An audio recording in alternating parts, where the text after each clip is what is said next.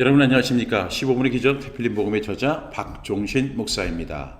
오늘도 우리 함께 15분의 기적 태필린 복음 구원의 말씀을 스토리텔링 하면서 하나님께서 우리에게 주시는 귀한 말씀 챕터 4 하나님의 어린 양 예수 그리스도에 대해서 함께 말씀을 나누어 보도록 하겠습니다.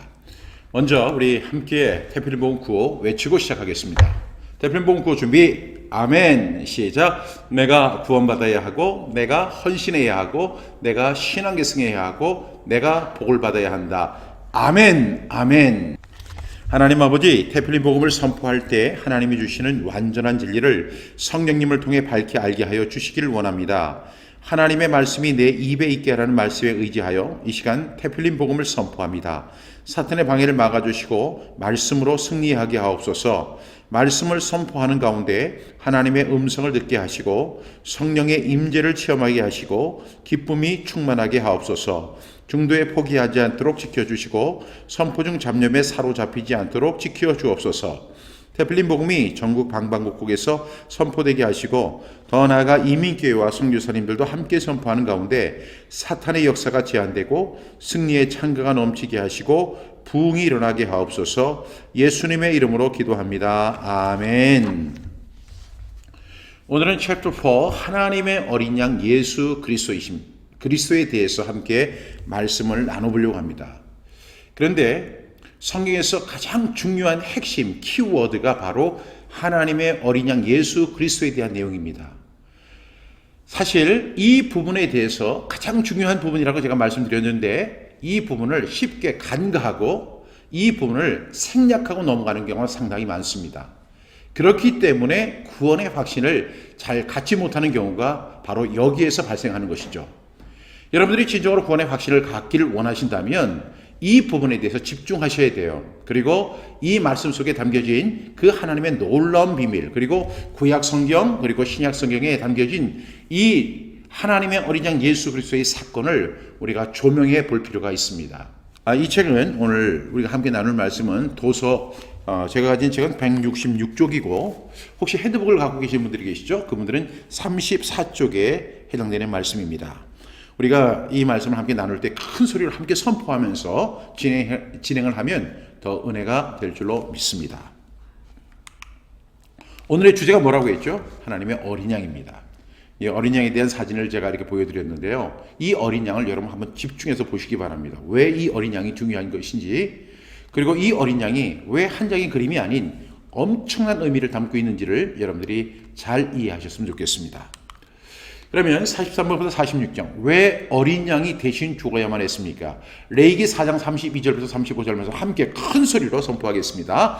그가 만일 어린 양을 속죄 제물로 가져오려거든 흠없는 암것을 끌어다가 그 속죄제 제물의 머리에 안수하고 번제물을 잡는 곳에서 속죄 제물로 잡을 것이요 제사장은 그 속죄 제물의 피를 손가락으로 찍어 번제단 뿔들에 바르고 그 피는 전부 제단 밑에 쏟고 그 모든 기름을 하목제 어린 양의 기름을 떼낸 것 같이 떼내어 제단 위 여호와의 화제물 위에서 불사를 지니 이같이 제사장이 그가 범한 죄에 대하여 그를 위하여 속죄한즉 그가 사함을 받으리라. 레위기 4장 32절부터 35절 말씀. 아멘. 아멘. 여러분들이 너무나 잘 아시는 것처럼 레위기 4장은 속죄제에 대한 말씀이 있습니다. 그리고 우리가 함께 선포한 레위기 4장 32절부터 35절의 말씀은 개인 속죄에 대한 말씀입니다. 개인적으로 범죄한 부분에 대해서 속죄제를 드릴 때의 내용을 오늘 자세히 소개하고 있습니다. 이것은 개인 속죄라고 했죠.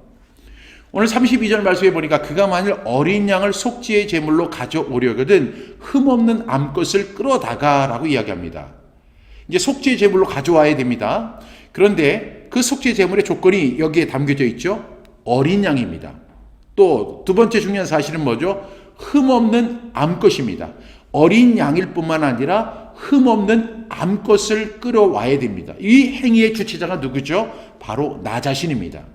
이것을 제사장이나 레위인들이 해주는 것이 아니라 내가 양을 선택해야 되고 내가 양을 선택할 때 어린 양을 선택해야 하고 또 동시에 흠없는 암컷을 끌어와야 합니다. 이것이 이 속죄제의 개인 속죄에서 가장 중요한 첫 번째 스텝이라고 할 수 있어요. 그 다음에 이제 속죄제 제물을 이제 끌어왔습니다. 그 다음에 해야 할 일은 뭐냐면 속죄제 제물의 머리에 안수하고 번제물을 잡는 곳에서 속죄 제물로 잡을 것이요라고 합니다. 그러니까 여기서 두 가지 행동이 나오죠. 하나는 뭐냐면 속죄 제물의 머리에 안수하는 것이죠. 또 하나는 번제물을 잡는 곳에서 이제 속죄 제물로 잡는다. 우리는 이 33절 말씀을 너무나 쉽게 생각합니다. 아니, 안수하는 거, 그 다음에 속죄 제물로 잡는 거. 그런데 이 33절에 행위 주체자가 누구냐면 제사장이 아닙니다. 레위인도 아닙니다. 누구죠? 바로 본인입니다. 내가 해야 되는 거죠. 그러니까 그 속죄 제물을 끌어왔습니다. 그 다음에 머리에 안수했습니다. 그리고 번제물을 잡는 곳이 있습니다. 그리고 그곳에서 칼을 들어서 속죄 제물로 잡아야 되는 것입니다. 여러분 한번 상상을 해보십시오. 우리가 32절 말씀을 보면 어린 양이라고 했죠. 그리고 흠없는 암컷입니다. 얼마나 예쁘겠어요. 얼마나 정말로 사랑스러운 양이겠습니까? 그런데 그 양을 이제 안수합니다. 그리고 그 번제물을 잡는 곳에서 칼을 들어서 속죄 제물로 잡는 것입니다. 그런데 그때 유대인들이 하는 것을 보니까 그것을 한 번에 찔러서 죽이는 경우가 거의 없습니다. 제사장이 오랜 경험을 갖고 있으니까 그때 이 속죄제를 하러 온 사람에게 얘기를 합니다. 이 양을 이렇게 눕히십시오. 그리고 그 오른손을 들어서 칼을 이렇게 잡고 한 번에 찔러서 이 양이 죽게 해야 합니다. 그래야만 양이 고통을 당하지 않습니다. 이렇게 이야기를 하거든요. 그리고 나서 여기를 정확하게 찔러서 한 번에 그 양이 생명이 끊어지도록 해야 합니다. 이렇게 얘기하지만 사실 그 사람들이 매년마다 속죄제를 드리는데 이것이 너무나 익숙하지 않은 거예요. 그래서 한 번에 이 급소를 찔러서 그 양을 죽이는 경우가 거의 없습니다. 그러다 보니까 양이 막 신음을 하고 소리를 지르고 펄떡펄떡 뛰고 그것을 다시 끌어다가 또 속죄제 제물에 안수를 하고 번제물을 잡는 데서 그 속죄제 제물로 잡아야 한다는 사실입니다. 여러분 끔찍한 사건이죠. 거기에는 완전히 피바다의 현상입니다. 그 현장이고 냄새가 아주 비린내가 나고 너무나 고통스럽습니다. 그리고 그 양이 애절하게 우는 모습을 보면서 사람들이 통곡을 합니다. 그리고 의미를 생각하겠죠. 왜? 이 어린 양이 지금 누구를 위해서 죽는 거예요? 나의 죄를 속죄하기 위해서 이 어린 양이 죽는 거거든요. 이 어린 양은 아무런 죄가 없어요. 그런데 이 양이 나의 죄 때문에 나의 죄를 속죄하기 위해서 이 양이 지금 죽어가고 있는 거예요. 그래서 막 피를 흘리고 신음소리를 내고 아파하고 고통스러워하는 그 장면을 바라볼 때 거기에서 누구 하나 마음이 편하고 행복한 사람은 없을 것입니다. 이게 내 죄 때문이다. 아주 절절하게 느끼고 안타까워하고 아파하는 것이 바로 속죄제의 현장에서 일어난 일입니다. 그러면 그 다음에 34절 제사장은 그 속죄제물의 피를 손가락으로 찍어서 번제단 뿔들에 바릅니다. 이제 그 피가 거기 나오죠. 그러면 그 피를 빨아서 번제단 뿔들에 이렇게 바릅니다.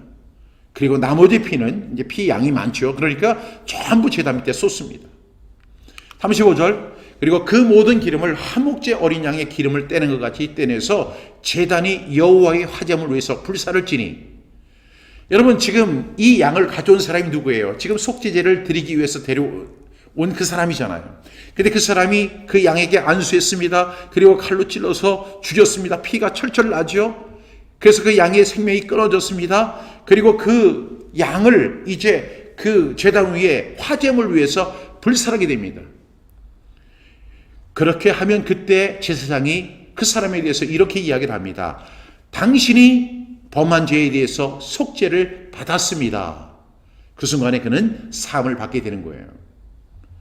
그런데 우리가 이 사건을 통해서 이 현장을 통해서 볼 때 이것은 구약에 있는 내용이고 율법인데 이 우리의 속죄를 위해서 이 양이 희생되는데 여기에는 두 가지 의미가 있어요. 첫 번째는 이 속죄제는 오늘까지 지금 이 순간까지 과거의 죄에 대한 부분입니다. 그러니까 이제 오늘 이 속죄제를 마치고 돌아가면서 또 짓는 죄는 다시 속죄제를 드려야 되는 거예요. 영원한 것이 아니에요. 일회성입니다. 과거에 지은 죄를 지금 속죄제로 하나님 앞에 드려서 사함을 받은 것뿐입니다. 그러니까 이 양은 계속해서 죽어야 되겠죠. 그런데 우리가 왜 제가 이 어린 양의 사건에 대해서 중요하게 여기느냐면, 이렇게 우리를 위해서 죽어야 하는 어린 양이 있는 것처럼, 여러분 이 장면을 한번 보시게 되면 지금 이 양을 잡는 모습이죠. 아주 평화로운 모습 같지만 사실은 그렇지가 않습니다. 그런데 이것을 좀 더 제가 구체적으로 설명하면, 지금 이 양 위에 안수하는 장면이 나오죠. 두 손으로 이렇게 안수합니다. 근데 이 어린 양, 그리고 흠없고 점없는 이 양을 안수할 때 그것은 마치 어떤 행위와 같은 것이냐면, 2000년 전에 예수님께서 십자가에 달려 들어가실 때 내가 예수님의 손바닥에 못을 박는 망치짓을 하는 바로 그 모습과 동일한 것입니다. 이 양이 무슨 잘못이 있어요? 아무런 잘못이 없잖아요. 예수님이 무슨 잘못이 있어요? 그런데 내가 예수님의 손바닥에 못을 박는 행위와 똑같은 것입니다. 이것이 바로 속죄제의 모습인 것입니다. 결코 쉬운 것이 아님을 볼 수가 있습니다. 여러분, 우리는 구원의 문제에 대해서 우리가 함께 말씀을 나누고 있는데, 이 구원은 두 가지의 의미를 담고 있어요. 첫 번째는 뭐냐면 관계의 문제라는 것입니다.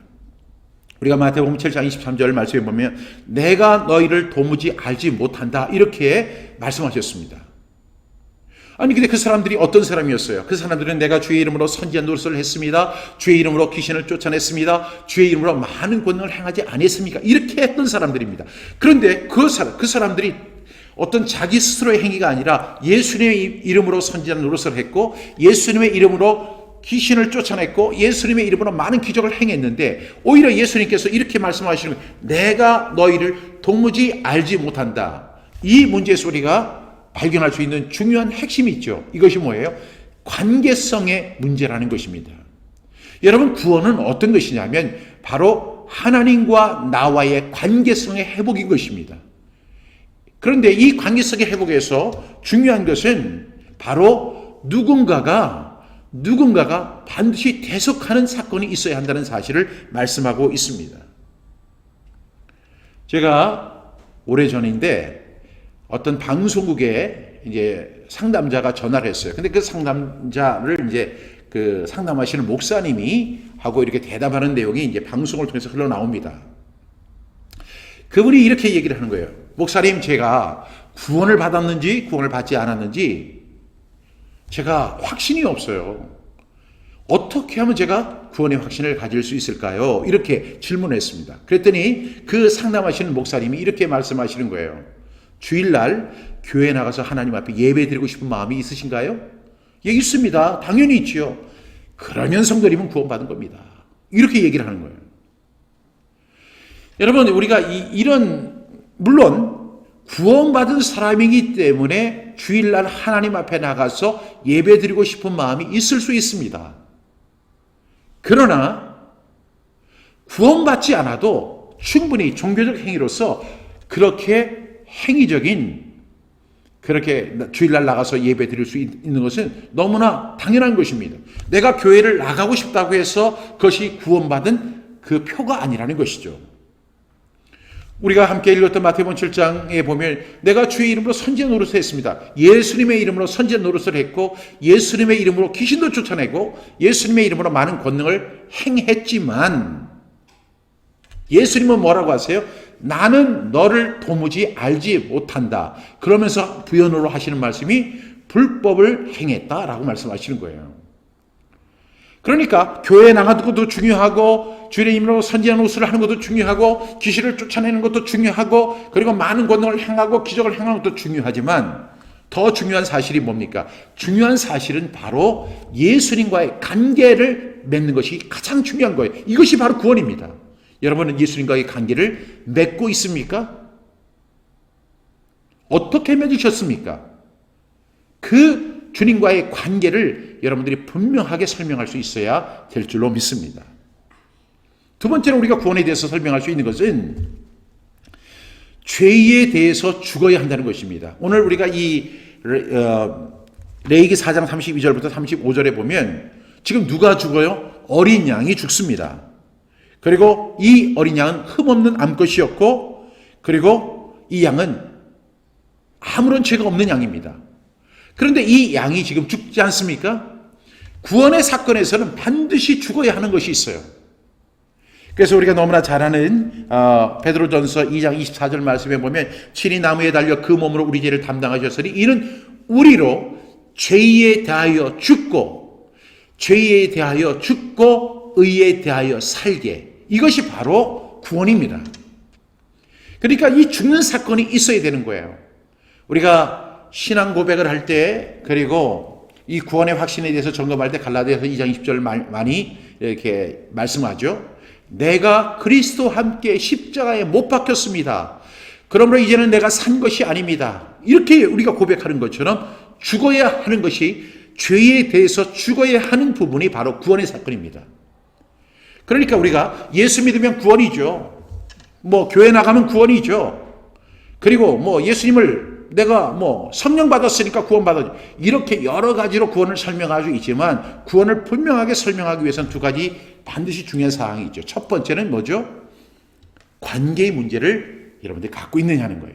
주님과의 관계의 문제. 두 번째는 죄에 대하여 죽었느냐 하는 거예요. 이 문제가 바로 구원의 문제입니다. 물론 우리가 구원 받는다는 것은 행위에서 받는 것이 아닙니다. 우리가 도덕적으로 구원받는 것이 아닙니다. 자기의 의로 구원받는 거 아닙니다. 전적인 하나님의 은혜이고 하나님의 방법이라고 제가 말씀을 드렸죠. 그러니까 하나님의 방법, 하나님의 은혜인데 이 하나님의 방법과 하나님의 은혜에는 반드시 이것이 담겨져 있다는 것입니다. 구원은 공짜입니다. 구원은 공짜지만 절대로 공짜로 얻어지는 것이 아님을 우리가 분명히 볼 수가 있습니다. 그런데 왜 어린 양이 죽어야 했죠? 그 이유가 있습니다. 바로 우리가 생명에 대한 부분입니다. 우리 레위기 17장 11절 말씀 함께 선포합니다. 시작. 육체의 생명은 피에 있음이라. 내가 이 피를 너희에게 주어 제단에 뿌려 너희의 생명을 위하여 속죄하게 하였나니 생명이 피에 있으므로 피가 죄를 속하느니라. 레위기 17장 11절 말씀. 아멘. 아멘.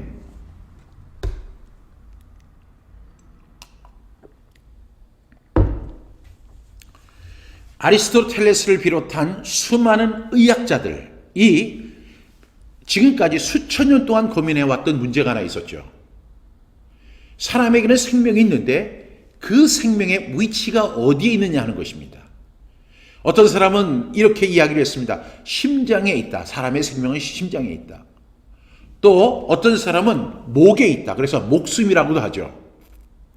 또 어떤 사람은 머리에 있다. 머리가 깨지면 그 사람이 죽기 때문에 여러 가지 학설을 가지고 사람의 생명에 대해서 설명을 합니다. 근데 성경은 그렇게 설명하지 않습니다. 생명은 어디에 있습니까? 피에 있다라고 이야기하는 거예요. 그래서 이런 안타까운 일이지만 자살하는 현장에 보면 피를 흘린 사람들은 죽게 됩니다. 교통사고 현장에서도 피를 많이 흘리면 죽게 됩니다. 왜냐하면 육체의 생명은 피에 있기 때문입니다. 우리가 함께 읽었던, 함께 선포했던 레위기 4장 32절에서 35절에서 그 양의 피를 흘려야 되잖아요. 왜 양이 피를 흘려야 할까요? 왜냐하면 육체의 생명, 그 양의 생명은 어디에 있어요? 피에 있습니다. 그래서 내가 이 피를 너희에게 주어 제단에 뿌려 너희의 생명을 위해서 속죄하게 하였다는 거예요. 그 전에 우리가 레위기 4장 32절 이하에 보면 우리가 양에게 뭘 해요? 안수를 합니다. 안수를 하죠. 이 안수의 사건이 뭐죠? 지금 내 죄가 이 양에게 전가되는 거예요. 지금 양은 죄가 없어요. 그런데 이 양이 죽어야 하는 이유는 이 양이 내 죄를 대신 속죄하기 위해서 죽는 것이죠. 그렇다면 내가 그 행위를 하기 전에 어떻게 해야 돼요? 반드시 안수를 해서 내 죄가 양에게 전가돼야 돼요. 넘어가야 됩니다. 그러면 그 양은 이제 무슨 양이 되죠? 죄양이 되잖아요. 죄양. 그 죄양은 어떻게 해야 돼요? 죽어야 돼요. 누구를 위해서? 내가 지었던 죄를 위해서 그 양이 죽는 거예요. 그래서 내가 이 피를 너희에게 주어 제단에 뿌립니다. 제사장이 뿌리죠. 그러면서 너희의 생명을 위하여 뭐 한다고요? 속죄하게 하였나니. 그러면서 말씀하십니다. 생명이 피에 있으므로 피가 죄를 속하느니라. 생명이 피에 있다. 그래서 그 피를 뿌리면서 죽어야 한다는 것이요. 제가 오늘 구원의 사건에 대해서 두 가지를 있는데 두 번째가 그 죄에 대해서 반드시 죽어야 한다는 사실을 제가 말씀드렸잖아요. 그 양은 반드시 죽어야 합니다. 누구 때문에? 내 죄 때문에. 그래서 레위기 17장은 이렇게 죄에 대해서 우리가 이 속죄죄에 대한 부분을 정확하게 설명을 합니다. 그런데 이제 우리가 이제 레위기 4장과 17장을 통해서 속죄죄에 대해서 우리가 자세히 살펴봤다면 이것이 이제 속죄죄의 이제 배경, 예수님이 십자가에 달려 돌아가신 그 상황을 대한 배경이라고 정의할 수 있어요. 그런데 히브리서 기자는 이 부분에 대해서 이렇게 설명을 하죠. 히브리서 9장 22절 말씀 우리 함께 선포합니다. 시작. 율법을 따라 거의 모든 물건이 피로써 정결하게 되나니 피 흘림이 없은즉 사함이 없느니라. 그 율법이 뭐였어요? 우리가 함께 선포했던 레위기 4장 32절부터 35절 말씀 그리고 레위기 17장 11절 말씀.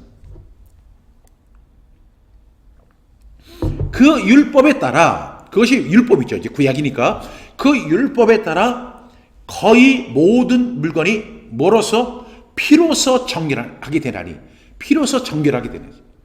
그래서 이렇게 정의합니다. 피 흘림이 없은즉 사함이 없다. 사함을 받기 위해서는 피를 흘려야 한다.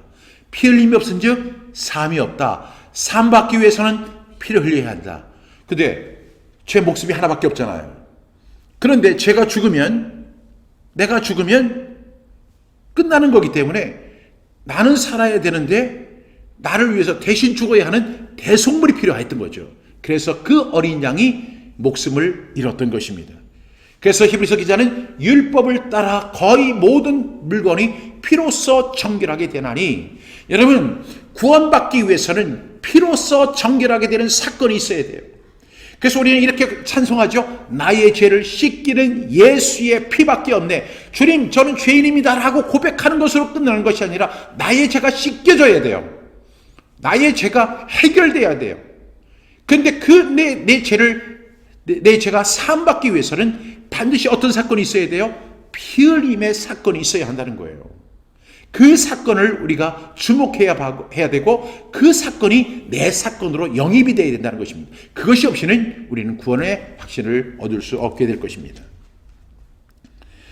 그런데 예수님께서 이 세상에 오셨는데 예수님이 세상에 오셔서 세례 요한에게 왔을 때 세례 요한은 예수님을 이렇게 묘사했습니다. 요한복음 1장 29절 말씀 함께 선포합니다. 시작. 이튿날 요한이 예수께서 자기에게 나오심을 보고 이르되 보라 세상 죄를 지고 가는 하나님의 어린 양이로다. 세례 요한이 예수님을 묘사하는데 어떻게 묘사하냐면 구세주 이렇게 묘사하는 게 아니라 성령이 충만했던 세례 요한이 예수님께서 자기에게 이렇게 가까이 오심을 보고 이러는데 보라 세상 죄를 지고 가는 하나님의 어린 양이다. 저분은 어떤 분이냐? 세상 죄를 지고 가는 하나님의 어린 양이다. 저분이 바로 예수님이 이 세상에 왜 오셨어요? 제가 우리 앞에서 설명한 것처럼 아들을 낳으리니 이름을 예수라 하라. 이는 그가 자기 백성을 그들의 죄에서 구원하시기 위해서 오셨다고 했잖아요. 근데 그 구원을 이루기 위해서 예수님이 뭐로 오셨어요? 세상 죄를 지고 가는 하나님의 어린 양으로 이 세상에 오신 거예요. 그것을 누가 봤어요? 세례 요한이 보고 목격하고 고백하고 선포한 것입니다. 보라 세상 죄를 지고 가는 하나님의 어린 양이 바로 예수 그리스도이신 것을 여러분 믿으시기 바랍니다. 그래서 예수님이 이 세상에 오셔서 세상 죄를 지고 가시는데 그 세상 죄를 지고 가는 그 사건을 가리켜서 성경은 뭐라고 정의하죠? 히브리서 9장 11절 이렇게 선포합니다. 시작. 염소와 송아지의 피로 하지 아니하고 오직 자기의 피로 영원한 속죄를 이루사 단번에 성소에 들어가셨느니라. 구약에서는 뭐가 필요하죠? 염소, 송아지, 또 자기의 어떤 경제적인 위치에 따라서 어떤 사람은 어린 양을, 또 어떤 사람은 비둘기까지 이렇게 속죄 제물로 가져오곤 했습니다. 돈이 없는 사람은 비둘기 한 쌍을 이렇게 드렸죠. 염소와 송아지의 피로 하지 않냐고 예수님은 자기의 피로, 예수님이 피를 흘리기 위해서 이 세상에 오신 거예요. 왜? 세례 요한이 고백했던 것처럼 세상 죄를 지고 하는 하나님의 어린 양이 되시기 위해서 오신 그분이 지금 이제 어린 양으로 오신 것뿐만 아니라 이제는 자기의 피를 흘리기 위해서 오셨어요.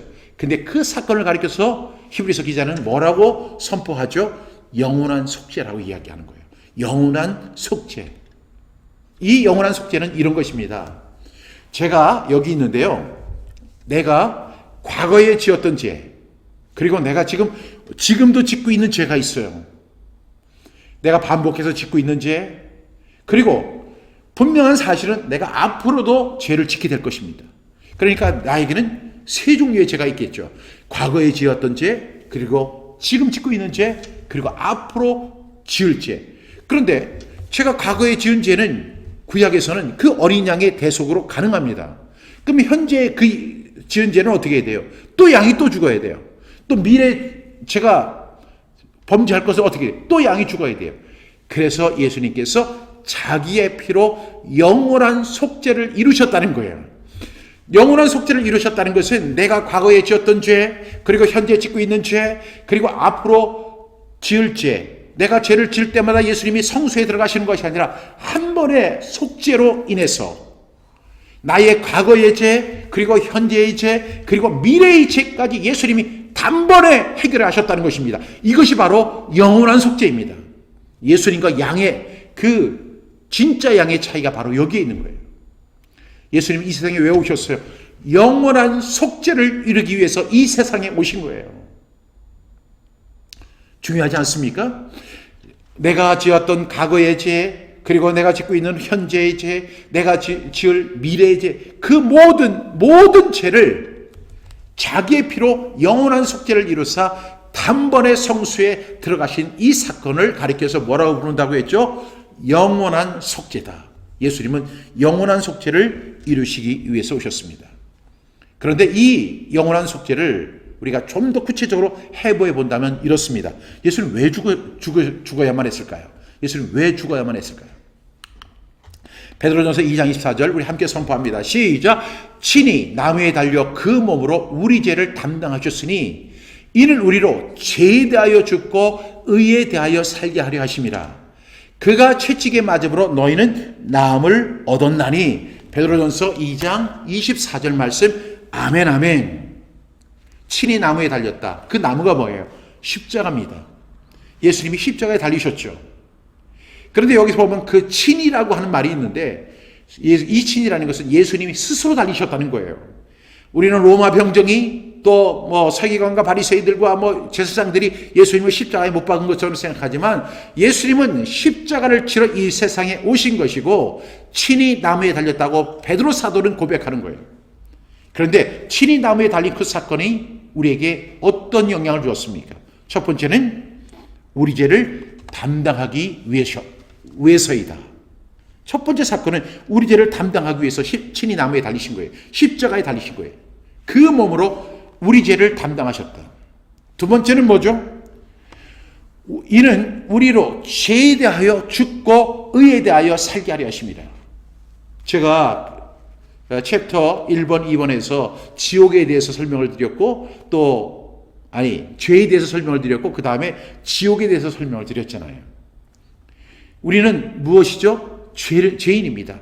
선을 행하고 전혀 죄를 범하지 아니하는 의인은 세상에 전혀 없다. 모든 사람이 죄를 범하였으면 하나님의 영광에 이르지 못하더니 성경은 얘기합니다. 만물보다 심히 부패한 것은 사람 마음이라는 거예요. 누가 능히 이를 알리오마는. 사람은 죄인입니다. 죄인이고 또 죄인이고 또 죄인이고 또 죄인이고 또 죄인입니다. 그런데 이 죄의 문제를 해결하는 방법이 하나 있어요. 그것은 뭐냐면 죄에 대하여 죽는 것입니다. 내가 죄에 대해서 죽지 않는 나는 죄인입니다. 그래서 이는 우리로 죄에 대하여 죽고 의에 대하여 살게 하려 하십니다. 이 말씀의 의미는 이렇습니다. 지금까지 나는 죄인이라는 거예요. 그런데 예수님이 십자가에 달려 돌아가심으로 나는 뭐가 되는 거죠?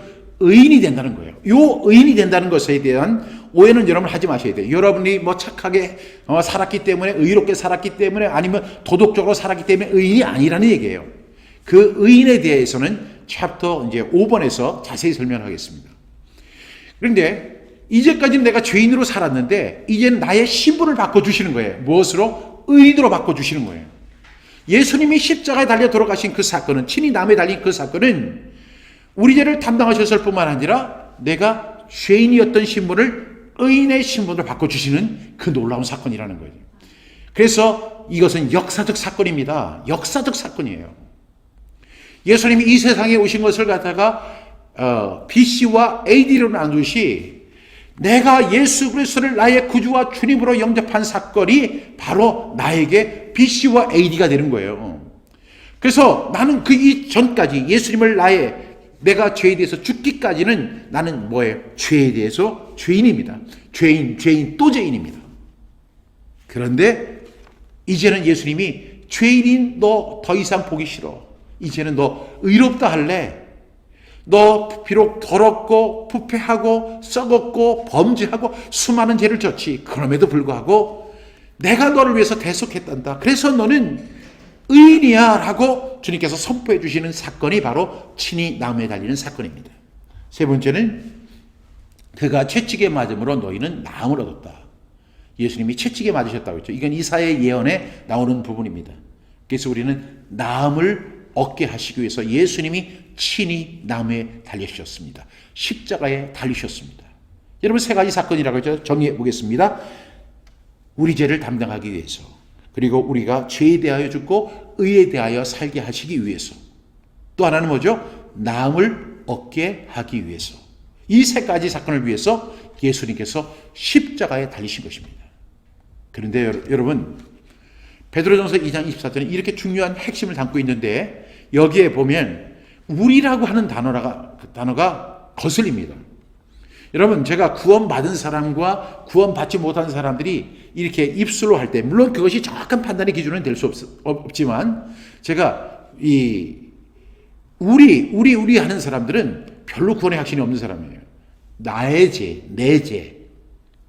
그래서 저는 이렇게 고백합니다. 친히 나무에 달려 그 몸으로 박종신의 죄를 담당하셨으니 이는 박종신으로 죄에 대하여 죽고 의에 대하여 살게 하려 하십니다. 그가 채찍에 맞음으로 박종신은 나음을 얻었나니. 여러분, 한번 자기 이름을 넣고 한번 해보겠습니다. 시작. 친히 나무에 달려 그 몸으로 박종신의 죄를 담당하셨으니 이는 박종신으로 죄에 대하여 죽고 의에 대하여 살게 하려 하심이라. 예수님이 채찍에 맞음으로 박종신은 나음을 얻었나니, 중요한 사실은 얻을 것이다가 아니라 얻었나니, 이건 과거형이죠. 우리는 이미 나음을 얻은 줄로 믿습니다. 여러분, 이 중요한 사실을 꼭 기억하는 저와 여러분 되시기를 바랍니다. 그런데 예수님께서 우리를 위해서 죽어야 했던 그 사건은, 이 사건은 제가 전에도 말씀드렸지만 영원한 속죄라고 하셨습니다. 그런데 이 영원한 속죄에는 근거가 있어야 돼요. 이 근거가 무엇일까요? 바로 베드로전서 1장 18절부터 19절 말씀입니다. 우리 함께 선포합니다. 시작. 너희가 알거니와 너희 조상이 물려준 헛된 행실에서 대속함을 받은 것은 은이나 금같이 없어질 것으로 된 것이 아니요 오직 흠없고 점없는 어린 양 같은 그리스도의 보배로운 피로 된 것이니라. 베드로전서 1장 18절부터 19절 말씀. 아멘, 아멘. 너희가 알거니와 너희 조상이 물려준 헛된 행실에서 대속함을 받은 것. 이것은 은이나 금. 우리가 좋아하는 게 뭐죠? 은이나 금. 그런데 이 은과 금의 특징이 뭐예요? 은과 금의 특징은 없어질 것이라는 거죠. 이것이 은이나 금이 영원히 나에게 있는 것이 아니에요. 은은 귀한 것이고 금은 더 귀한 것입니다. 그러나 이것은 없어질 것입니다. 우리가 지금 대속함을 받은 것, 지금 예수님 때문에 우리가 속죄함을 받게 되는 것은 은이나 금같이 없어질 것으로 된 것이 아니라 오직 흠없고 점없는 어린 양 같은 그리스도의 무슨 피? 보배로운 피로 된 것이다. 예수님이 그 십자가에서 흘리신 그 피는 보배로운 피라는 사실을 여러분 믿으시면 아멘 하시기 바랍니다. 여러분, 대속함이란 대신 속죄함입니다. 이 근거가 뭐라고 했죠? 없어질 것이 아닌 영원한 것이라는 거예요. 우리가 대속함을 받는 것은 없어지는 것이 아니라 영원한 것임을 여러분 꼭 기억할 수 있길 바랍니다. 또 하나는 흠없고 점없는 어린 양 같은 그리스도의 보배로운 피로 된 것이라는 사실을 여러분 인정하시고 인식하셔야 돼요. 우리의 구원 절대로 값싼 것 아닙니다. 우리의 구원 공짜가 아닙니다. 구원은 쉽게 얻을 수 있는 것이 아닙니다. 예수님께서 흠없고 점없는 어린 양 같은 그리스도의 보배로운 피로 저와 여러분을 구원해 주셨다는 사실을 여러분 믿으시면 아멘 하시기 바랍니다. 여러분 이 말씀을 꼭 기억하시고 이 말씀을 한 주 동안 묵상하시면서 예수님의 피 흘림이 얼마나 귀중한 사건이었다는 사실을 여러분들이 고백하고 체험하고 동감하는 저와 여러분 되시기를 간절히 축복합니다. 그럼 오늘 말씀을 우리 함께 선포하는 시간을 갖도록 하겠습니다. 오늘 함께 나눌 말씀이죠. 레위기 4장 32절부터 제가 이제 질문하면 여러분들이 이제 말씀을 선포합니다. 왜 어린 양이 대신 죽어야만 했습니까? 레위기 4장 32절부터 35절 말씀. 그가 만일 어린 양을 속죄 제물로 가져오려거든 흠없는 암것을 끌어다가 그 속죄 제물의 머리에 안수하고 번제물을 잡는 곳에서 속죄 제물로 잡을 것이요. 제사장은 그 속죄 제물의 피를 손가락으로 찍어 번제단 뿔들에 바르고 그 피는 전부 제단 밑에 쏟고 그 모든 기름을 화목제 어린 양의 기름을 떼는 것 같이 떼내어 제단이 여호와의 화제물 위에서 불사를 지니 이같이 제사장이 그가 범한 죄에 대하여 그를 위하여 속죄한즉 그가 사함을 받으리라. 레위기 4장 32절부터 35절 말씀. 아멘 아멘. 생명은 어디에 있습니까? 레위기 17장 11절 말씀. 육체의 생명은 피에 있습니다. 내가 이 피를 너희에게 주어 제단에 뿌려 너희의 생명을 위하여 속죄하게 하였나니 생명이 피에 있으므로 피가 죄를 속하느니라. 레위기 17장 11절 말씀. 아멘 아멘. 왜 피를 흘려야만 합니까? 히브리서 9장 22절 말씀. 율법을 따라 거의 모든 물건이 피로써 정결하게 되나니 피 흘림이 없은즉 사함이 없느니라. 히브리서 9장 22절 말씀. 아멘 아멘. 세례 요한은 예수님을 어떻게 묘사했습니까? 요한복음 1장 29절 말씀. 이튿날 요한이 예수께서 자기에게 나아오심을 보고 이르되 보라 세상 죄를 지고 가는 하나님의 어린 양이로다. 요한복음 1장 29절 말씀. 아멘 아멘. 영원한 속죄가 무엇입니까? 히브리서 9장 12절 말씀. 염소와 송아지의 피로 하지 아니하고 오직 자기의 피로 영원한 속죄를 이루사 단번에 성소에 들어가셨느니라. 히브리서 9장 12절 말씀. 아멘 아멘.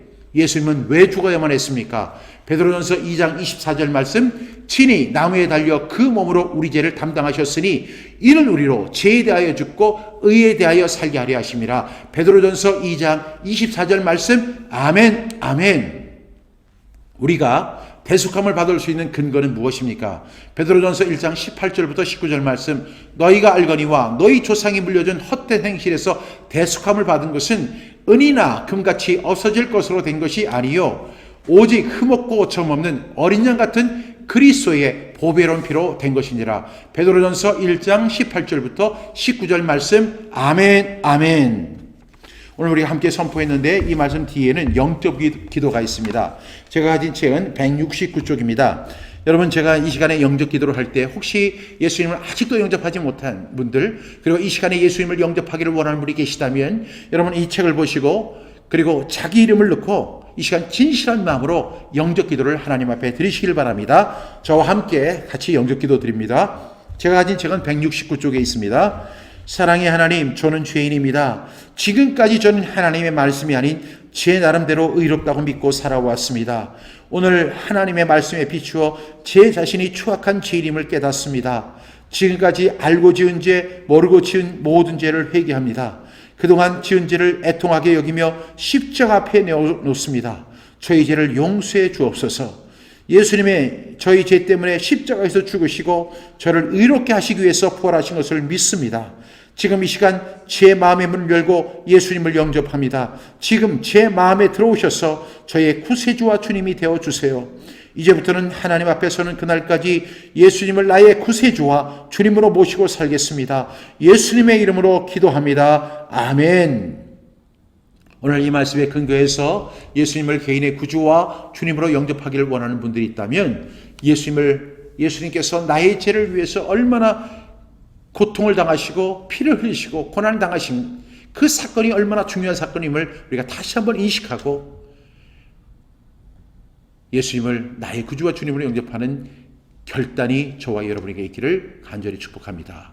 오늘의 말씀 시청해 주셔서 대단히 감사합니다. 한 주간도 승리하는 저와 여러분 되시기를 바랍니다. 감사합니다.